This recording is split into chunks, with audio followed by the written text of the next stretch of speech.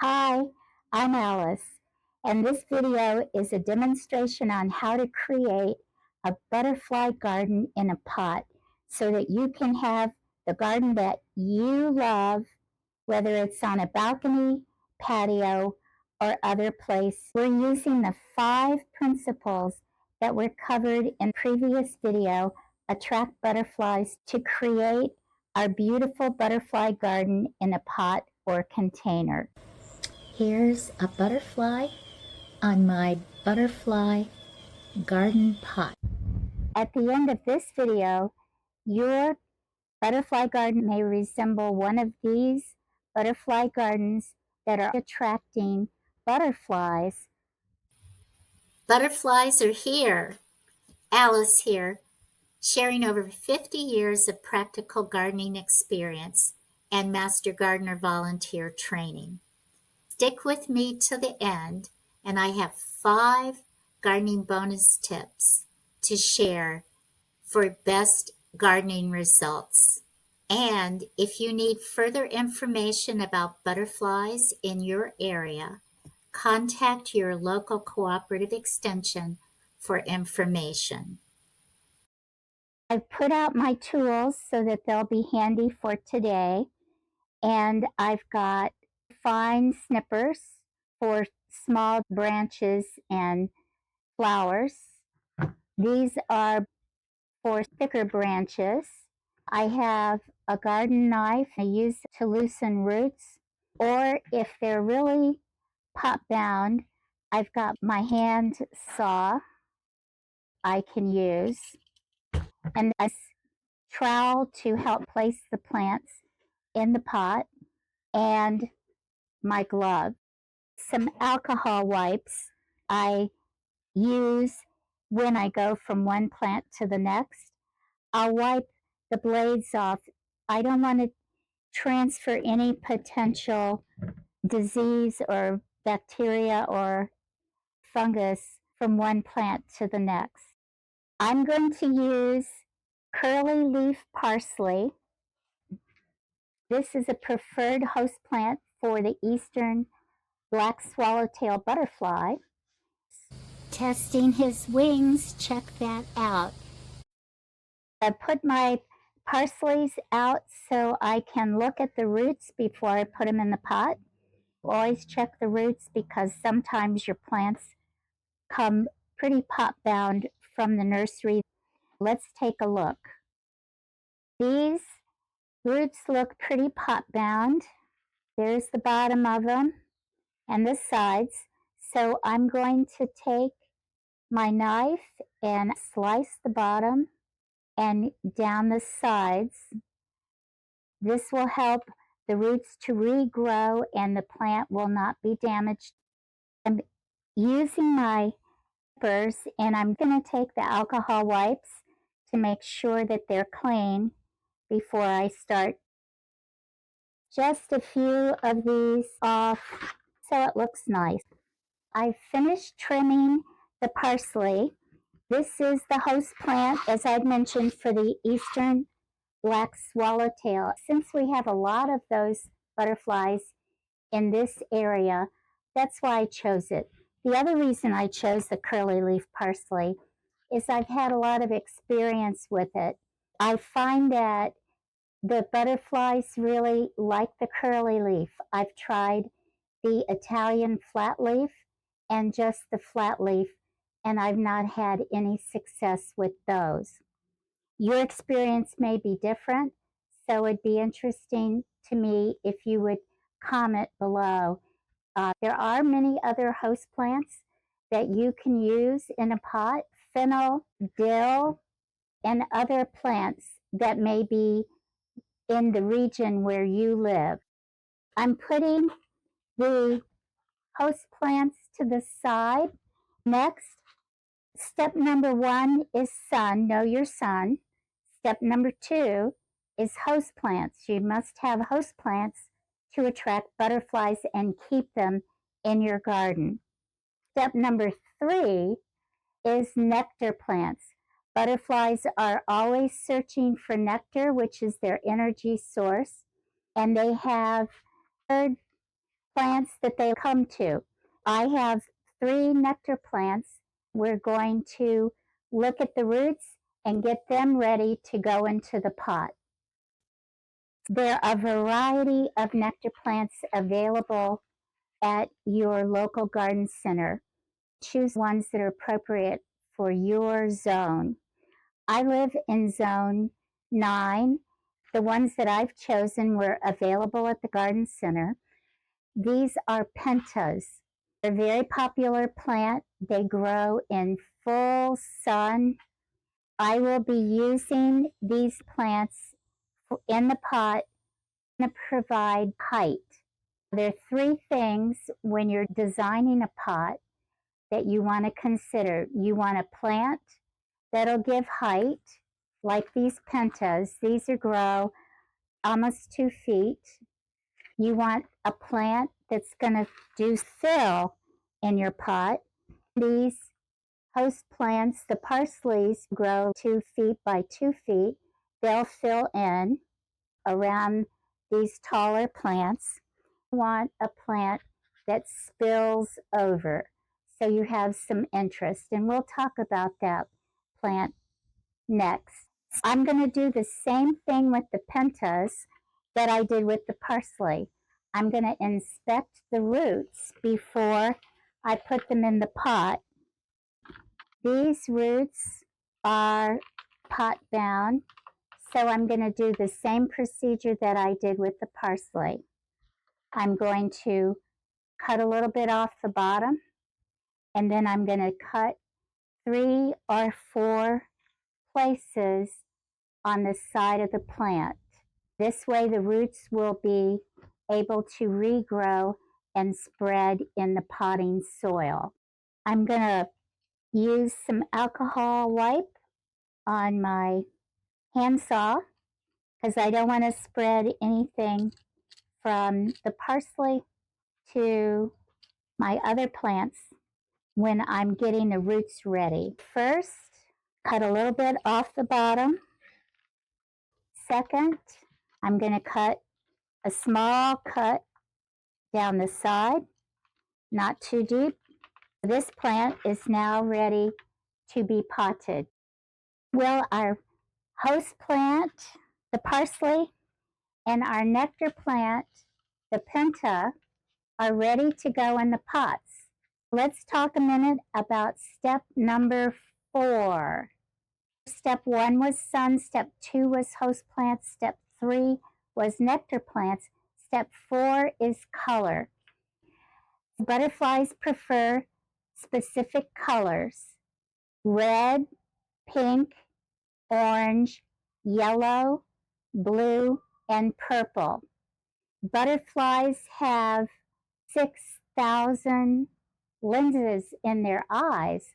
As they fly around, these lenses are tracking for the ultraviolet frequencies that the colors of the plants put off. This is a purple penta. You could call it pink, but it's a pinkish lavender. That's a preferred color for the butterflies. The other color I've chosen for the nectar plant is red, another preferred color. The butterflies, when they come to your area and they're flitting by, they're going to be searching for the colors and the frequencies. That's why you choose your nectar plants with the right colors. I'm getting the last plant, and this is the lantana, another nectar plant, yellow in color, a preferred color, tremendously root bound. So I will do the same procedure with these roots that I did with the other plants. I may end up cutting almost an inch off the bottom. My first cut will be on the bottom. That's what I cut. When you cut your plant roots and you put them in the pot, you need to be conscious that the plants may require more watering than you would normally do. We've gone through 4 steps. We've gone through sun, host plant, nectar plant, colors, and now 3 to 5 spread around. You'll notice I have 3 curly leaf parsleys, host plant. I have 3 pentas, nectar plants. You want at least 3 of host plant that you choose and 3 of the nectar plant that you choose. So you have sufficient amount of nectar and enough foliage for the hungry caterpillars. If you only plant 1 host plant, the number of caterpillars that come from the eggs that are laid will decimate the plant in no time at all, and they'll be searching for more food. In the pot, we'll arrange them so that the nectar plants are on one side and the host plants are on the other. It's time to get our plants ready to go into the soil. For me, this is the most fun, filling the pot, arranging the plants, getting them all settled, trimming up any dead leaves, and seeing how it's going to look in the garden, whether the garden is a patio, a balcony, a front porch, or any spot that you've chosen for your garden. Put a drainage catchment underneath my pot. If I was on the balcony, I wouldn't want everything to run all over the balcony and maybe run off onto my neighbors down below. I had an experience when I lived in Chicago. We lived on the 6th floor, and I had my first outdoor in a pot garden of petunias, and they were all lined up on the balcony. And before I went to work one morning, I watered them. When I came home, I had a complaint letter from the HOA saying that the water had run over my balcony, splashed onto the neighbor's balcony below, and on top of her dog, and her dog was very upset, and the neighbor was very upset. The potting soil that I use, potting mix, I can buy locally, and it is designed for flowers and for potting. The pot came together. I've got the 3 pentas, pink and red, preferred nectar plant colors. I have the plant that is going to be the trailer or spiller with its yellow flowers. And I have the 3 host plants in the front that will grow and provide filling in of this area and be available for the eastern black swallowtail butterflies when they come to the nectar plants, and then they'll see the host plants and light on them. One interesting fact about the butterflies is that they can sense or taste the plants with their feet. So when they land on a host plant, they have a sense that it's the right plant for laying their eggs. The next step is to water my pot and make sure that it gets enough water that the water runs out of the holes in the bottom. Then place it in the sun, full sun, which is 6 or more hours of sun per day. The thing I like is I can rotate the pot every few days and make sure that the parsley gets a good amount of sun and all the plants get an equal amount of sun as they're growing. I did leave about 2 inches of space at the top, so everything is all set, ready to go. Let's talk 5 bonus tips for best results.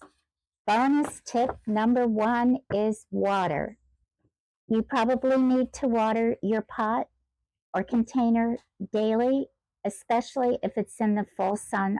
Sun and wind Especially excessive wind can dry your plants or the pots out very quickly. In the afternoon, check that your plant is still moist.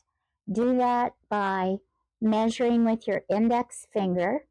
Go to the second knuckle, that's about 2 inches. Put your finger 2 inches down into the soil, and if it's dry, your plant needs to be watered. Early morning is the best time for watering. Water at the soil level inside the pot rather than pouring the water on top of the leaves. This can prevent fungal diseases and pests, as well as spots on the leaves from calcium and other minerals if you have hard water.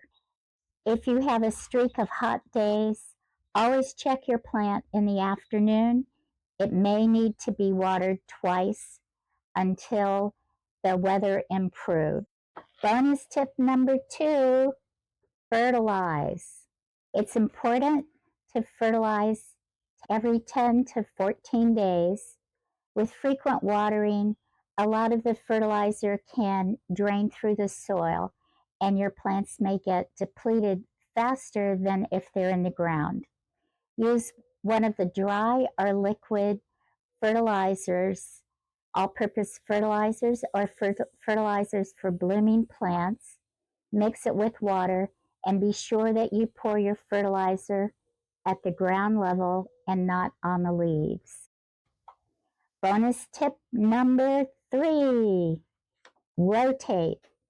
Rotate your pots every 3 to 4 days, at least once a week if possible. Turn it a quarter of the way around, like 90 degrees. This allows all of the plants to receive equal sun. Bonus tip number 4, protect your plant from excessive heat. Barbecues, fire pits, grills, all of these pieces of equipment radiate heat. Be sure your plant is placed the distance from them so that the heat does not cause damage. Bonus tip number 5, enjoy. You've done a marvelous job with a creation, attracting butterflies and other pollinators to your garden. Enjoy it. Place your garden pot or container where you see it frequently. While you're sitting in your living room or out the kitchen window or wherever you look outside frequently, you should put your pot there so that you can enjoy it. Pots are more than just for decoration in the yard. They're for your enjoyment. I hope you enjoyed the video. If so, please give it a like.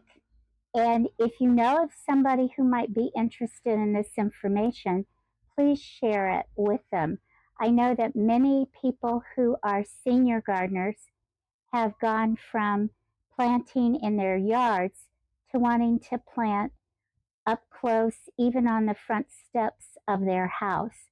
This is a great way to be able to enjoy butterflies and nature and just step outside of your kitchen or your front door and water the plant and not have to worry about trying to maintain a garden bed in your yard. Thanks for watching, and I look forward to seeing you in the next video.